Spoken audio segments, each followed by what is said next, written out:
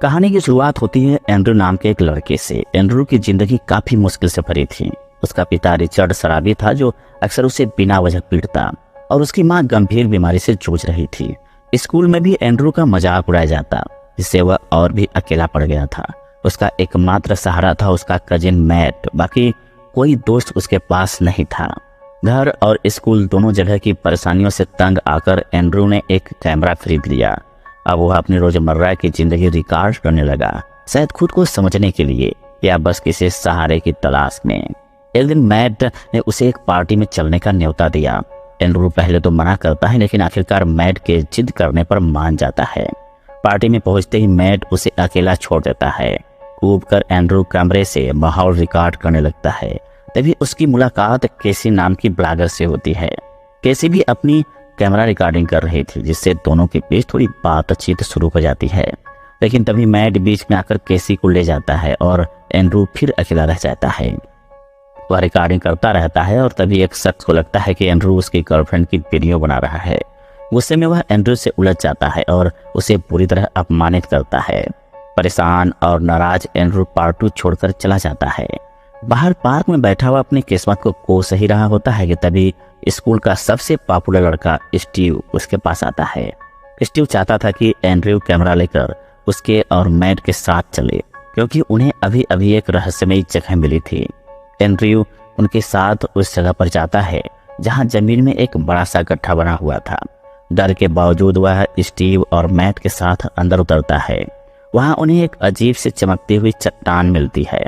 जैसे ही वे उसे छूते हैं, वह अचानक रंग बदलने लगती है और उसी पल तीनों की नाक से खून बहने लगता है।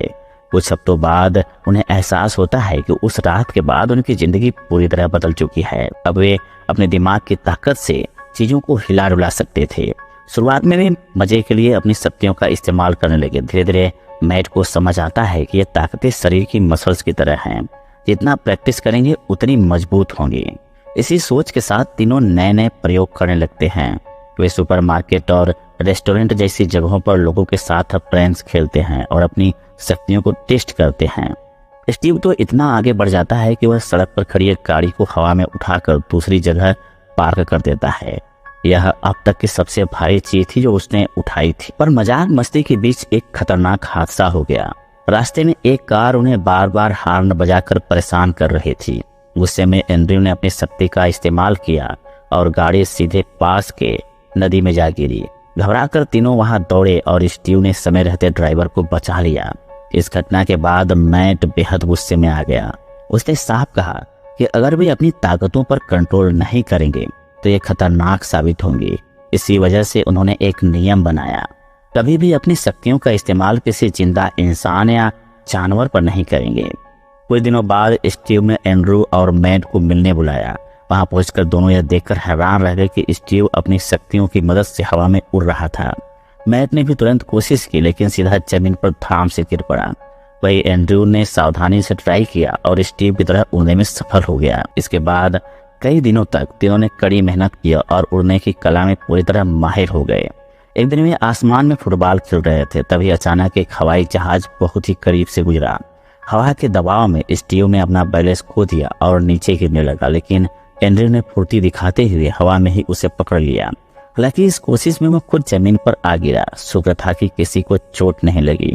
तब तीनों को लगने लगा था कि उनकी ताकतें सिर्फ खेल तमाशे के लिए नहीं, बल्कि उन्हें जिंदगी का असली मजा दिला सकती हैं। ग्रेजुएशन खत्म होते ही उन्होंने तय किया कि अब ये पूरी दुनिया उड़कर घूमेंगे। एंड्रू ने कहा कि उसका सपना है तिब्बत जाना, क्योंकि वहाँ की शांति हमेशा से उसे आकर्षित करती रही है। इस बीच मैट केसी के पास एक बहाने से गया और उससे साथ घूमने का प्रस्ताव रखा, लेकिन केसी ने बिना कुछ कहे उसके चेहरे पर दरवाजा बंद कर दिया। उधर एंड्रू स्टीव के साथ अपने दिल की बातें साझा करता है। वो बताता है कि इन शक्तियों से पहले उसकी जिंदगी कितनी अकेली और उदास थी। उसकी बातें सुनकर स्टीव उसे आने वाले टैलेंट शो में भाग लेने का सुझाव देता है। टैलेंट शो का दिन आता है और वहां स्टीव और एंड्रू ने अपनी शक्तियों का इस्तेमाल कर जादुई ट्रिक्स दिखाई।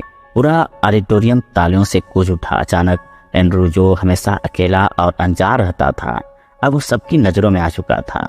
उसी रात स्टीव और मैट उसे एक पार्टी में लेकर गए। पहली बार एंड्रू को लगा कि वह भी किसी के बीच अपना है। पार्टी में सब उसका स्वागत करते हैं। यहाँ उसकी मुलाकात मोनिका नाम की लड़की से होती है। दोनों के बीच तुरंत ही तालमेल बैठ जाता है और थोड़ी देर बाद वे एक कमरे में चले जाते हैं। लेकिन नशे में होने के कारण एंड्रू का शरीर साथ नहीं देता और वह मोनिका पर ही उल्टी कर देता है। गुस्से और शर्म से मोनिका तुरंत कमरे से निकल जाती है। इधर पार्टी में केसी भी पहुंचती है और मैट से कहती है कि वह उसके साथ घर चले। मैट मान जाता है। उसी दौरान स्टीव एंड्रू को ढूंढते हुए उसी कमरे में आता है। वहां वह एंड्रू को बिना कपड़े के बेहद शर्मनाक हालत में देखता है। स्टीव हंसी नहीं रोक पाता और उसका मजाक उड़ाता है। अगले दिन एंड्रू अपनी शक्तियों का अभ्यास कर रहा था। उसने एक मकड़ी को हवा में फंसा लिया था, तभी उसे अपनी माँ की चीख सुनाई दी। वह दौड़कर कमरे में गया, पर पीछे से उसका पिता रिचर्ड उसके कमरे की तलाशी लेने लगा। रिचर्ड की नज़र एंड्रू के कमरे पर पड़ी और वह आग बबूला हो गया। उसने एंड्रू को बुलाकर बुरी तरह पीटना शुरू कर दिया, लेकिन इस बार हालात अलग थे। गुस्से से भरा एंड्रू चुप नहीं रहा। पहली बार उसने अपनी शक्तियों का इस्तेमाल अपने पिता पर किया और उसे हवा में उठाकर जोर से जमीन पर पटक दिया। पिता को जमीन पर पटकने के बाद एंड्रू का गुस्सा काबू से बाहर था। वह तुरंत घर से निकल गया और तूफानी रात में आसमान की ऊंचाइयों पर उड़कर फूट फूट कर रोने लगा। उसी समय मैट किसी के साथ था, लेकिन अचानक उसके नाक से खून बहने लगा। दूर कहीं स्टीव की भी यही हालत थी। दोनों को तुरंत एहसास हुआ कि यह सब एंड्रू से जुड़ा है।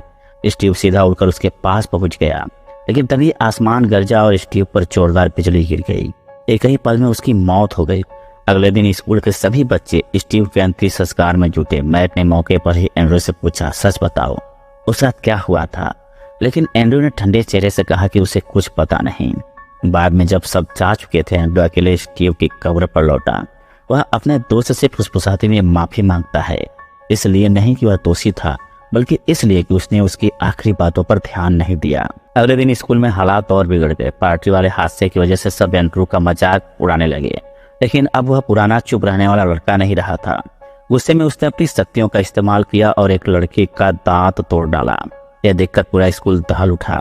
शाम को मैट उससे मिलने उसके घर आया ताकि उसे समझा सके, लेकिन एंड्रू अब सुनने के मूड में नहीं था। दोनों की बहस इतनी बढ़ गई कि मैट ने मुक्का मारने की कोशिश की। तभी एंड्रू ने अपनी शक्ति से उसका हाथ हवा में रोक लिया। मैट ने उसकी आंखों में पहली बार डर देखा और बिना कुछ कहे वहां से चला गया। अगले दिन एंड्रू अपनी बीमार माँ के लिए दवाइयाँ खरीदने मेडिकल स्टोर पहुंचा, लेकिन दवाइयों की कीमत इतनी ज्यादा था कि उसके पास पूरे पैसे ही नहीं थे। कुछ दिनों तक उसने पैसों के इंतजाम के लिए कई तरीके ढूंढे, लेकिन नाकाम रहा। आखिरकार गुस्से और मजबूरी ने उसे अंधेरे रास्ते पर ढकेल दिया। एंड्रू ने तय किया कि अब लोगों को लूटेगा। पिता का पुराना फायर फाइटर सूट पहनकर उसने अपना असली चेहरा छिपा लिया। सबसे पहले उसने एक गैंग पर धावा बोला और उनसे पैसे छीने, लेकिन रकम अभी भी कम थी। इस बार वह सीधा एक दुकान में घुस गया और अपनी शक्तियों से वहां का सारा पैसा बैग में भर लिया। जैसे वह बाहर निकला, दुकानदार ने बंदूक निकालकर उसे रोकने की कोशिश की। गोली चलने ही वाली थी कि एंड्रू ने अपनी शक्तियों से हथियार का रुख बदल दिया। गोली सीधा पास रखी गैस सिलेंडर में जा लगी और अगले ही पल तेज धमाका हुआ। धमाके के बाद घायल एंड्रू को अस्पताल में भर्ती कराया गया। अब वह पुलिस की कड़ी निगरानी में था। कुछ देर बाद उसका पिता रिचर्ड वहां आया। आंखों में आंसू लिए उसने एंड्रू को बताया कि उसकी माँ उसे ढूंढते ढूंढते दम तोड़ चुकी है, लेकिन फिर उसने सारा दोष एंड्रू पर ही डाल दिया। तेरी वजह से वो मरी है। जैसे रिचर्ड उस पर गुस्सा करने लगा, बेहोश पड़ा एंड्रू अचानक होश में आया। गुस्से की ज्वाला इतनी भयंकर थी कि उसने हॉस्पिटल की दीवारों को तोड़ डाली। धमाके में रिचर्ड भी बुरी तरह घायल हो गया। उधर उसी समय मैट एक बर्थडे पार्टी में था। अचानक उसकी नाक से खून बहने लगा। वह तुरंत समझ गया कि एंड्रू का गुस्सा काबू से बाहर हो चुका है। तभी टीवी पर हॉस्पिटल ब्लास्ट की खबर आई। मैट बिना देर किए केसी के साथ वहां पहुंचा। हॉस्पिटल के अंदर उसने देखा कि एंड्रू ने अपने पिता को हवा में पकड़ रखा है और किसी भी पल उसे गिरा देने वाला है। मैट तुरंत उड़कर आया और रिचर्ड को बचा लिया। लोगों ने हैरानी से पहली बार देखा कि सिर्फ एंड्रू में नहीं, बल्कि मैट के पास भी वही ताकतें हैं। लेकिन अब हालात बेकाबू हो चुके थे। एंड्रू पूरी दुनिया पर अपना गुस्सा उतारना चाहता था। अपनी तकलीफों, अपमान और अकेलेपन का बदला उसके शहर को तबाह करने की शुरुआत कर दिया। मैट ने बार बार उसे शांत करने की कोशिश की, लेकिन एंड्रू अब किसी की बात सुनने वाला नहीं था। दोनों के बीच एक भयानक जंग छिड़ गई। आसमान से लेकर ऊंची बिल्डिंग्स तक हर जगह उनकी टक्कर से तबाही मच गई। लड़ते लड़ते वे शहर के बीचों बीच पहुंचे, जहां पुलिस ने उन्हें चारों तरफ से घेर लिया। गोलियों की बौछार हुई, लेकिन एंड्रू ने सब गोलियों को हवा में ही उड़ा दिया। उसकी एक चीख से गाड़ियों के अलार्म बज उठे और आसपास की बिल्डिंग के शीशे चकनाचूर हो गए। मैट जानता था अब एंड्रू को रोकना जरूरी है, वरना शहर नष्ट हो जाएगा।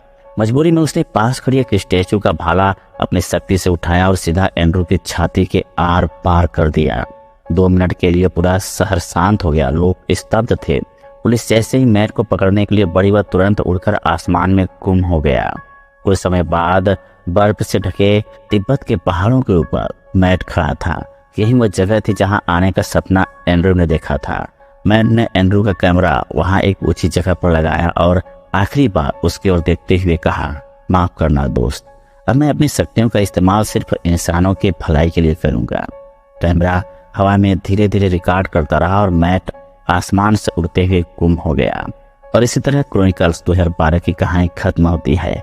एक मासूम लड़के की ताकत और गुस्से ने उसे राक्षस बना दिया और उसके ही सबसे करीबी दोस्त को उसे रोकना पड़ा।